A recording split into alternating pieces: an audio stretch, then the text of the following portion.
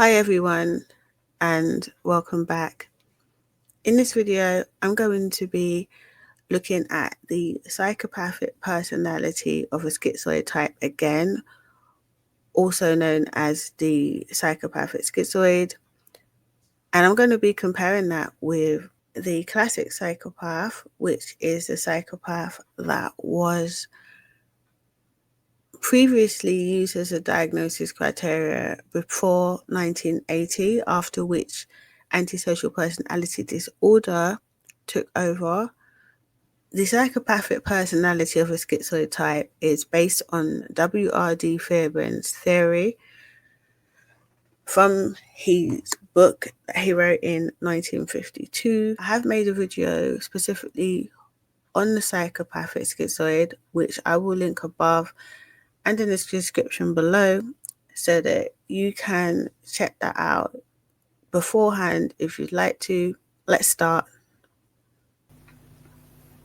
So here we've got the psychopathic schizoid, the classic psychopath, and the antisocial personality disorder on the end. Starting off with original traits on the left, I'm going to move across each of the types and then go down the list. So original traits, the psychopathic schizoid, the emotional detachment comes from early trauma, neglect or abuse. With the classic psychopath, it is innate and it's thought to be caused by genetic mutation. With the antisocial personality disorder, there's not a specific single cause. They're quite confused about that, and I can see why, because literally anyone could display antisocial traits, but psychologists are thinking that it's an interaction between the genes, the genetic predisposition and environmental stressors.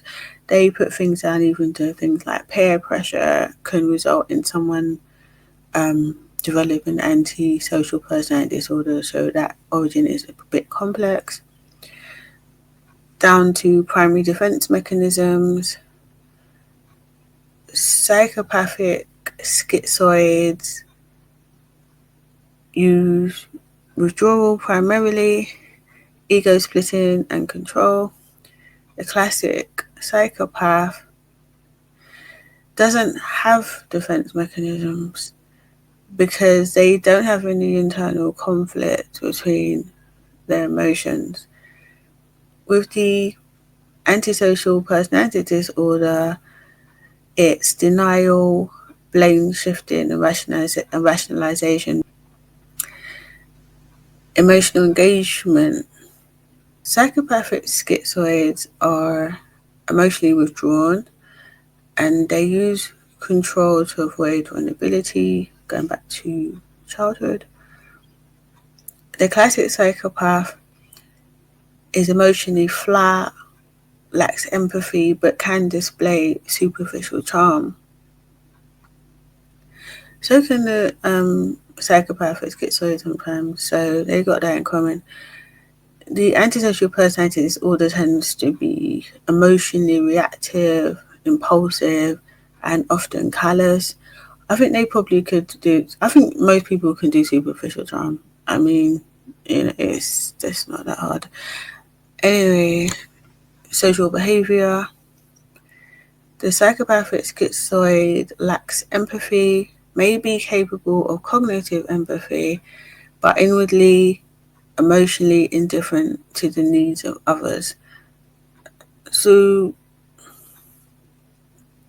this is really but not really caring for other people's needs. Maybe if it was part of a strategy, but yeah.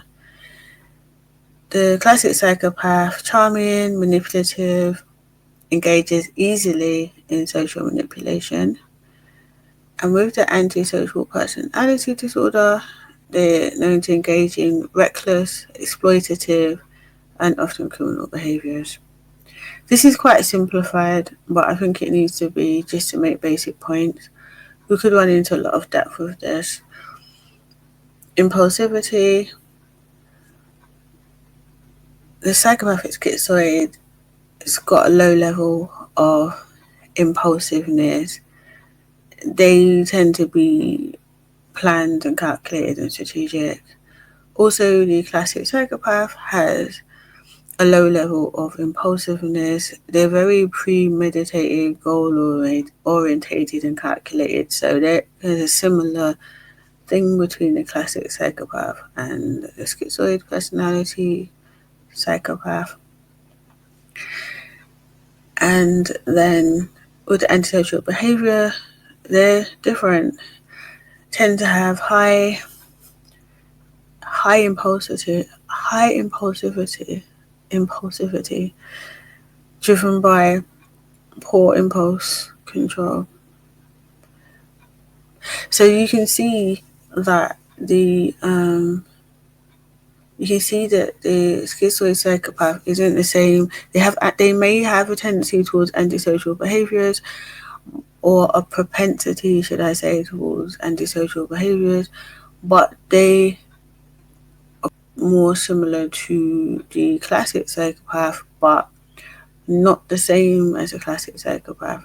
I really wanted to make this distinction. I think I have made this distinction now, but it is a lot. But as I said, I think it's important, because if we're going to really clear up the misconceptions about what schizoids are like, and we're all different. This is the thing, it's like there's so many variations of schizoid. There's so many different ways that you can look at schizoid manifestations, because it's like, if you imagine like the schizoid dynamics, or some people call it schizoid core, if that's like the foundation of schizoidism, that's sort of the structure of the foundation of the mind, but it's not the actual personality, behaviors and actions. So you imagine the house that you build on that land is the behaviors, actions, like what shape it takes. And there's so many different houses you can build. Yeah, so what I'm trying to say is, there's so many different ways that people with schizoid cores can present the behaviors manifest to cover up the underlying schizoid dynamic, and the detachment is to cover up the sensitivity. So underneath all of that is sensitivity. But on the outside, you just get something different. It's just like, it's multi-layered, it's multifaceted. I think it is quite intriguing. Key takeaways. So these are the 4 points summarized that I really wanted to make. And I think it's important, to recognize. Okay, so number 1, the schizoid condition exists on the spectrum based on the severity and pervasiveness of ego splitting in response to adverse early experiences. So the more ego splitting that needs to go on, the deeper the split, it makes a difference on where on the spectrum someone lies, if it's just a temporary thing, if they have made adaptations, or if they have additional defenses that make them manifest in a psychopathic way, or if their psychological structure just breaks down. They have a massive big split and they become schizophrenic. I know I'm simplifying this, but I have to simplify it because it's the only way to get through it. 2, developing schizoid defenses does not automatically lead to schizophrenia or psychopathic traits. So if you have schizoid defenses, doesn't mean you're going to become a psychopath, and it doesn't mean that you're going to get schizophrenia. And so the spectrum doesn't work like you go up through the list or down through the list. You can just appear on the spectrum and just stay where you are. So, but it does depend. 3, the psychopathic schizoid personality emerges from a combination of adverse conditions or repeated trauma and the development of additional externalized defenses, for example, control and manipulation. 4. Individual responses to adversity vary. Not everyone exposed to adverse conditions will develop schizoid adaptations or psychopathic behaviors. Outcomes depend on multiple factors, including individual coping mechanisms and support systems. So just because someone's been through hell in a childhood, it doesn't mean they are going to be a psychopath, a schizoid psychopath, sorry. Because we're all different and circumstances are different. And really, to be honest, there really isn't enough research on this. I'm going by Fairbairn's book in 1952, and I haven't really been able to find much more information on this concept. So that's a theory. I'll just go back once more before I go out here. Hold on. Thanks for watching, and I will see you in the next video.